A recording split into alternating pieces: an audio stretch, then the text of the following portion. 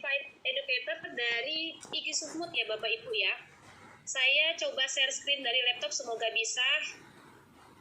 Karena saya ini ngomongnya pakai handphone ya Bapak Ibu, semoga bisa ya. Oke, sebentar. Sudah terlihat tadi tampilannya? Sudah. Oke.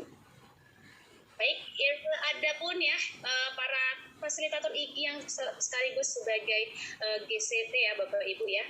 Ini ada yang pertama adalah perkenalkan Bapak Ibu nih, ada dari Pak Julafri Gandisnaga ya, yang mana beliau adalah Ketua IGI Labura, kemudian fasilitator IGI Sumut dan Google Certified Trainer di 2021 ya Bapak Ibu nih. Ini adalah Pak Jula, pasti sudah pada kenal nih Bapak Ibu dengan Pak Jula ya.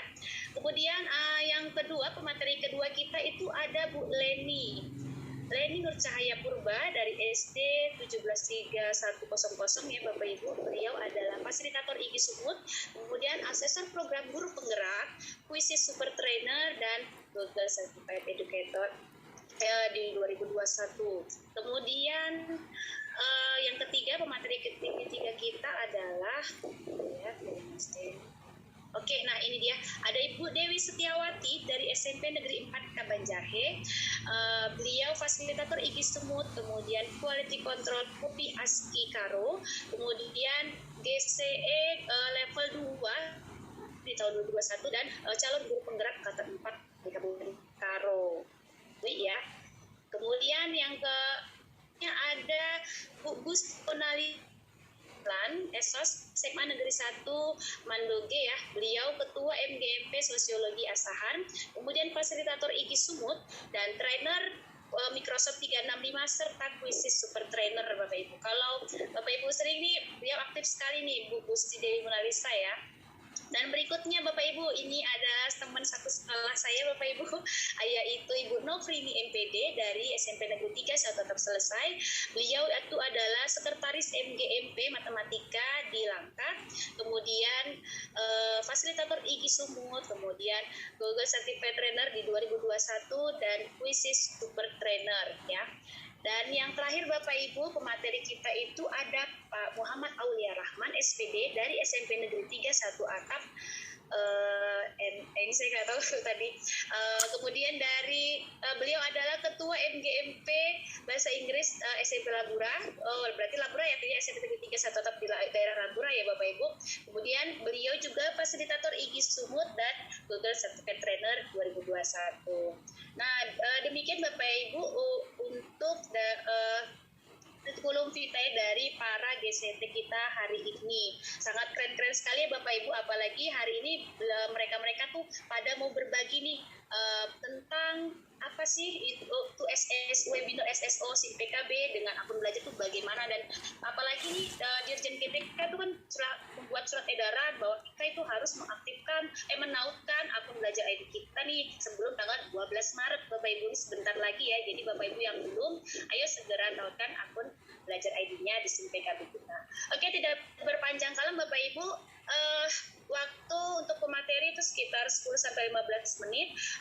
Untuk nanti setelah selesai membacakan materi, nanti serahkan lagi ke saya, kemudian saya akan perkenalkan untuk lanjut materi kedua, dan nanti di akhir Bapak Ibu baru ada sesi tanya jawab ya. Jadi setelah 6 pemateri memaparkan materinya, baru nanti akan ada tanya jawab di sesi terakhir. Dan Bapak Ibu jangan lupa nanti akan ada absen di kolom chat ya Bapak Ibu, mungkin di pertengahan pemateri kita akan share di situ. Oke Bapak Ibu, kita simak untuk pemaparan pertama dari Pak Julafri Gandhi, yaitu tentang manfaat akun belajar. Kepada Pak Julafri Gandhi kami persilakan dengan segala hormat. Terima kasih Bu Selvi.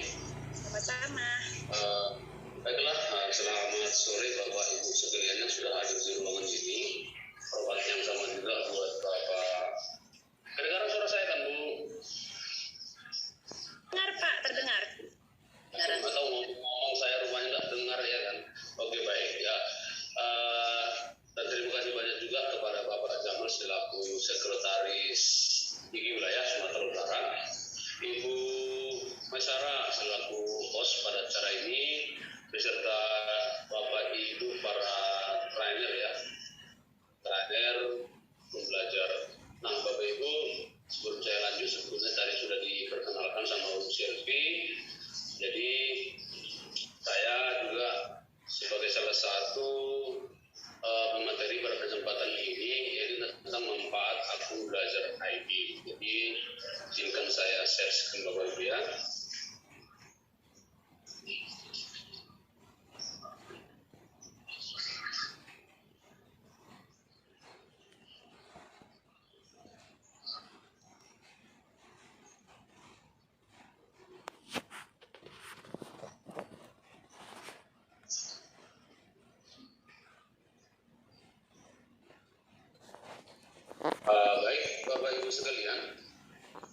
kesempatan ini kebetulan hanya 10 menit ya dikasih kesempatan untuk menjelaskan Abid tentang manfaat akun belajar ID.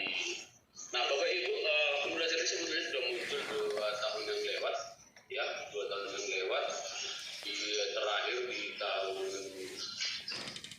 akhir tahun 2020 kalau tidak salah. Dan ini sudah lama sekali diingatkan kepada kita seluruh guru di seluruh Nusantara, bahwasanya supaya akun belajarnya diaktifkan sesegera mungkin. Di mana dengan akun belajar ID tersebut kita dapat memanfaatkan ataupun memanfaatkan akun tersebut di dalam proses pembelajaran, apalagi pada saat itu terjadi di negara kita, mungkin tidak hanya di negara kita, mungkin mendunia, yaitu di mana kita kena wabah yaitu COVID-19.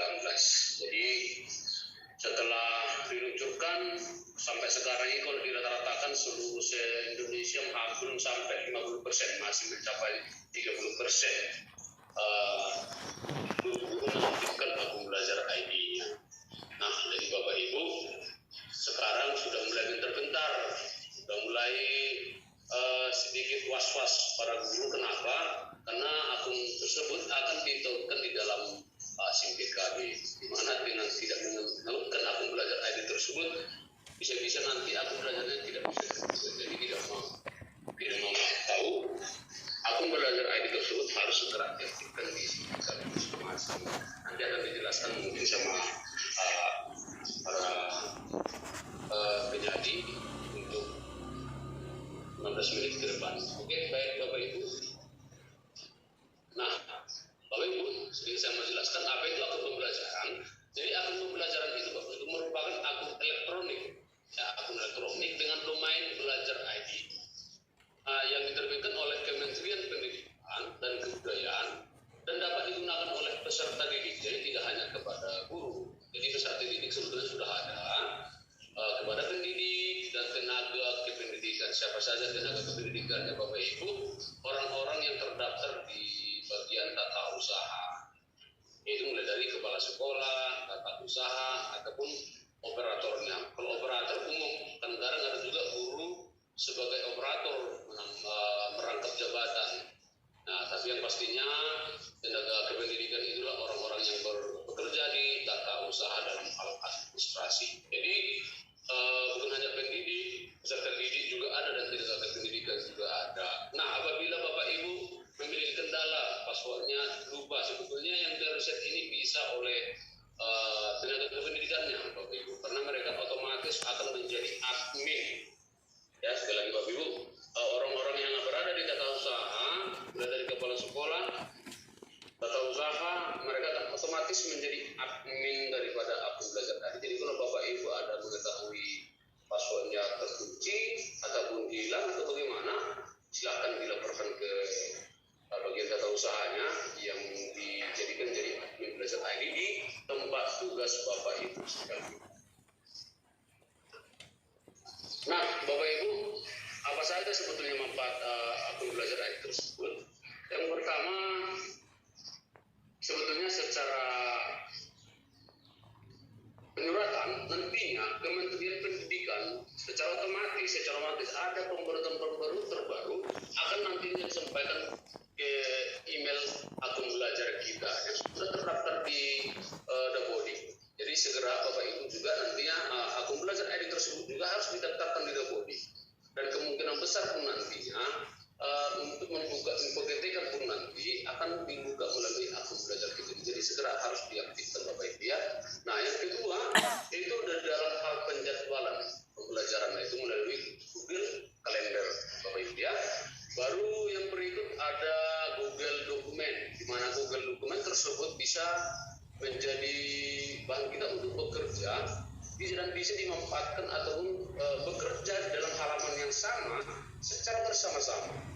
Jadi saya bekerja dari sini, Bapak Ibu dari daerah masing-masing, boleh kita bekerja di dalam satu halaman Google Dokumen. Artinya ada kolaborasi di dalam bekerja untuk bekerja di dalam satu file tersebut. Nah, itu dia. Yang berikut yaitu Google Meet, di mana Google Meet ini berbeda dengan Zoom sebetulnya Bapak. Jadi di Google Meet ini di sini tidak ada batasan dalam hal pemakaian. Jadi kalau dijumkan Bapak Ibu, kalau dia yang non premium artinya yang gratis, kita hanya bisa memakainya 40 menit. Nah, tapi kalau di Google Meet 24 jam Bapak Ibu, 24 jam. Jadi kalau ada pertemuan kecil-kecilan dengan siswa, pertemuan dengan keluarga, bahkan bisa digunakan Google Meet ini. Ya, waktunya 24 jam, tidak ada batasan. Selagi ya paket internet kita ada Bapak Ibu ya. Kalau nggak ada paket internetnya nggak bisa digunakan. Baru yang paling wow yaitu Google Drive Bapak Ibu sekalian. Ini Google Drive, di mana Google Drive tersebut merupakan sebuah alat penyimpanan data. Nah, apa bedanya Bapak Ibu sekalian? Bedanya Google Drive yang ada akun belajar ID dengan Gmail biasa. Kalau Gmail biasa dia hanya bisa maksimal itu 15 GB. 15 GB.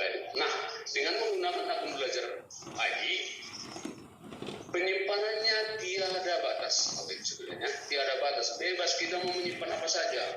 Apalagi kita sebagai guru Bapak Ibu sekalian, kita harus banyak-banyak menyimpan video pembelajaran, ya kan, dokumen, RPP dan segala macam. Kalau 15 GB pasti sangat-sangatlah kurang. Dan keuntungannya adalah kita bisa membuka file tersebut di mana saja tanpa harus bawa flash disk, tanpa takut kita akan kena virus. Jadi dengan Google Drive semua data-data kita aman. Data-data kita aman, file-file kita aman. Jadi ya seandainya kita berpindah dari satu tempat ke tempat lain, contoh besok ada kita sebuah kegiatan di luar kota, ya kita tidak usah bawa flash disk, kita cukup dengan membawa atau membuka Google Drive tersebut. Semua datanya tersimpan di dalam. Itu salah satu keunggulan daripada Google Drive. Baru yang berikutnya Bapak Ibu, itu Google Sites. Di mana Google Sites ini merupakan sebuah ini ibarat atau hampir sama dengan blog. Di mana Google Sites ini bisa kita mendistribusikan materi-materi pembelajaran, video-video pembelajaran atau bahan-bahan ajar lain. Jadi seperti kita membuka sebuah web, ya jadi Google Sites ini persis seperti itu dia Bapak Ibu sekalian, hampir sama dia. Nah, bagaimana contohnya nanti akan saya tunjukkan contohnya bagaimana Google Sites tersebut apabila Bapak Ibu belum menggunakan sama sekali. Ya, baru yang berikut Bapak Ibu, apalagi kita sekarang ini terjadi PPKM. Nah, Jamboard adalah salah satu media yang tepat untuk belajar secara daring. Di mana dengan menggunakan Jamboard tersebut, kita bisa menggunakan atau memberikan kesempatan kepada siswa kita untuk berkreasi atau menuliskan apa idenya. Contoh kita membuat soal, anak-anak bisa menjawabnya di Jamboard tersebut dengan berkreasi ataupun menggambar, ataupun kita bisa buat lomba menggambar.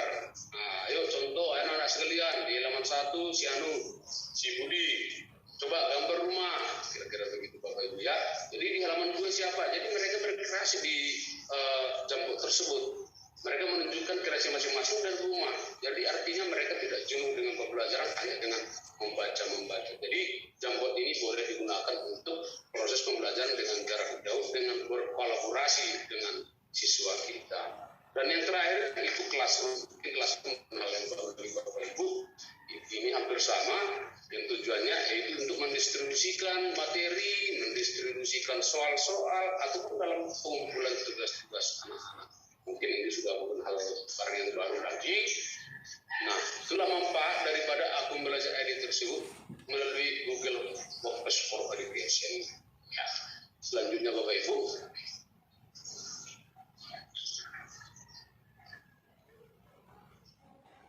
Nah, inilah yang gencar-gencar di belakangan ini Bapak Ibu sekalian. Nah, di mana akun tersebut harus ditautkan di SIM-PKB. Paling lama 12 Maret, kalau tidak salah tinggal 1 minggu lagi Bapak Ibu.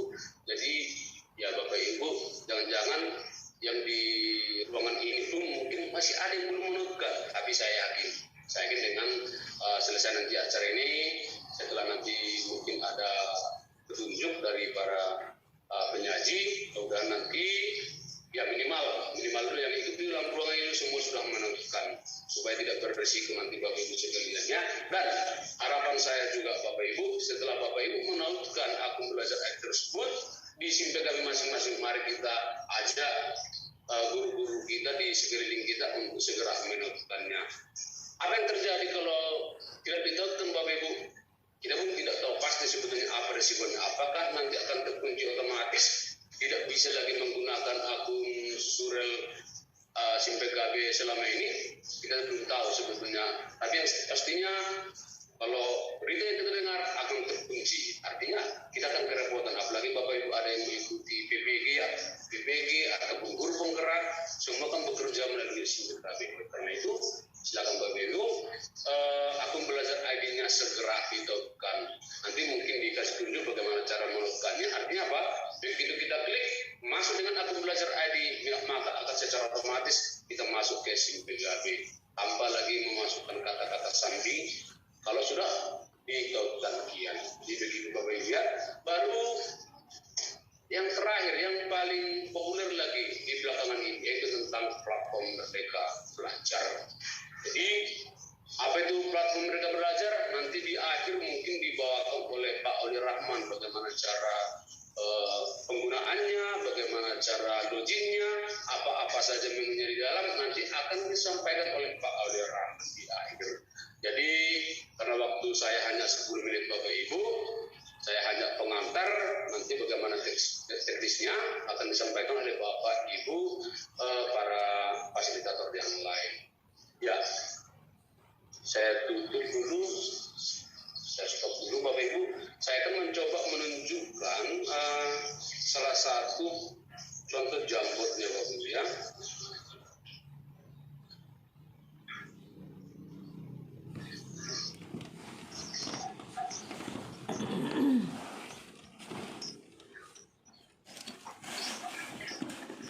Pada kendala jaringan.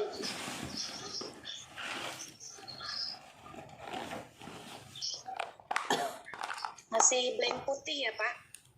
Iya, masih blank putih. Saya stop dulu. Jaringan Bapak dia karena harus online memang dia. Nah, kalau contoh Google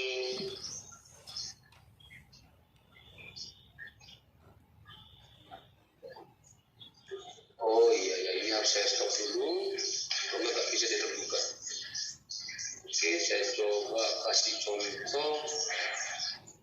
Dan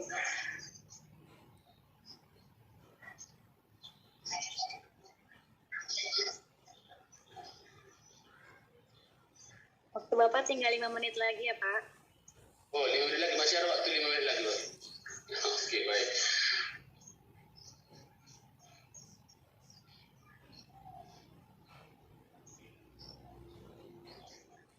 Jadi ini Bapak Ibu sekalian, di layar Bapak sudah muncul. Jadi ini tampilan jambot saya. Jadi inilah hasil belajar saya dengan para teman-teman yang lain. Seperti ini salah satu contoh.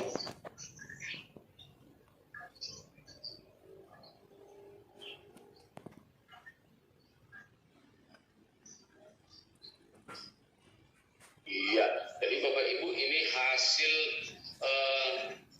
kolaborasi antara saya dengan teman-teman sewaktu bekerja di dalam layar jambot. Jadi kalau saya bagi link ini Bapak Ibu nanti bisa bekerja di layar tersebut. Jadi ini manfaatnya bagaimana cara menggunakan jambot dalam pembelajaran secara daring. Nanti kalau saya bagi ini contoh, nanti Bapak Ibu boleh korek-korek di sini. Bapak ya. Nah, halaman ini halaman 1 contoh. Di halaman 2 nanti bisa lagi kita mau mengerjakan apa saja boleh. Jadi begitu. Bagaimana cara memindahkan halamannya nanti di sini itu di atas ada cara memindahkan halaman. Bapak ya, oke. Jadi ini hanya sebagai perkenalan. Nanti Bapak Ibu boleh membukanya di Google masing-masing. Saya stop dulu ini. Baru saya kasih tunjuk bagaimana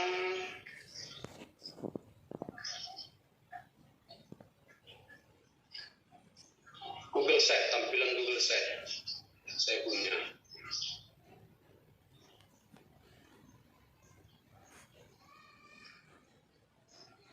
Bapak Ibu ya, baik Bapak Ibu, ini juga hasil kolaborasi dengan beberapa teman. Bagaimana cara penempatan Google Sheet dalam untuk mendistribusikan materi pembelajaran. salah satu contoh ini Bapak Ibu. Jadi ini pesona Bengkulu. Ya. Jadi di sini Bapak Ibu kita bisa membuat desain-desain pembelajaran. Nah, kita bisa masukkan seperti tidak jauh beda dengan website-website yang lain.